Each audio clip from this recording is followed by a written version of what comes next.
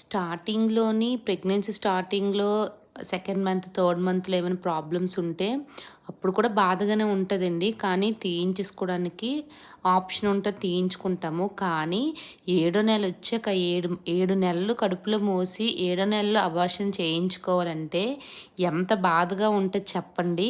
ఆ బాధ ఎవరు తీర్చలేనిది. ఆ ఆలోచన అసలు చెప్పలేనండి మాటల్లోనే. నేను ఎంత ఏడ్చానో నేను, మా వారు మాకే తెలుసు ఆ బాధ. సో, స్కాన్ తీయించాక రిపోర్ట్ వచ్చాక ఏం చెప్పారంటే, బేబీకి మనకి మెదడులోని వెంట్రికల్స్ అని చెప్పి ఉంటాయండి. అవి మనకి నీరుంటుంది కదా!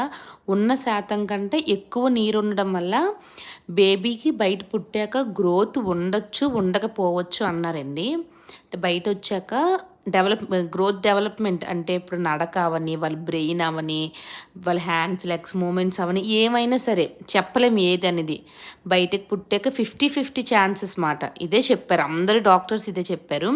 50, 50 ఛాన్సెస్ అండి. పుట్టాక గ్రోత్ ఉండొచ్చు, ఉండకపోవచ్చు అని చెప్పారు. ఇలాంటి టైంలో ఎవరైనా ఏ నిర్ణయం తీసుకుంటారో చెప్పండి.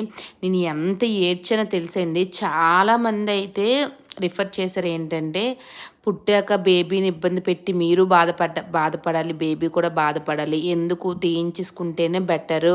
బాధగానే ఉండగానే తీయించేసుకుంటేనే బెటర్ అని చాలామంది చెప్పారు. కానీ నా మనసైతే ఒప్పుకోలేదండి. చాలా ఏడ్చిన రోజులండి అసలు. డెలివరీ వరకు కూడా చాలా ఏడ్చాను. ఒక పక్క ఈ టెన్షన్ అంటే ఇంకో పక్క విపరీతమైన దగ్గు అండి. మీరు నమ్ముతారో నమ్మరో ఆ దగ్గు వల్ల హాస్పిటల్‌లో అడ్మిట్ అయ్యాను కూడాను.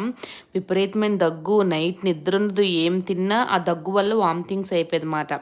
ఇంత ఇబ్బంది పడ్డానండి ప్రెగ్నెన్సీ టైంలోని. అసలు చాలామంది డాక్టర్స్ అంటే పెద్ద పెద్ద డాక్టర్స్ చూపించిన వాళ్ళు కూడా అదే సజెస్ట్ చేశారు. కానీ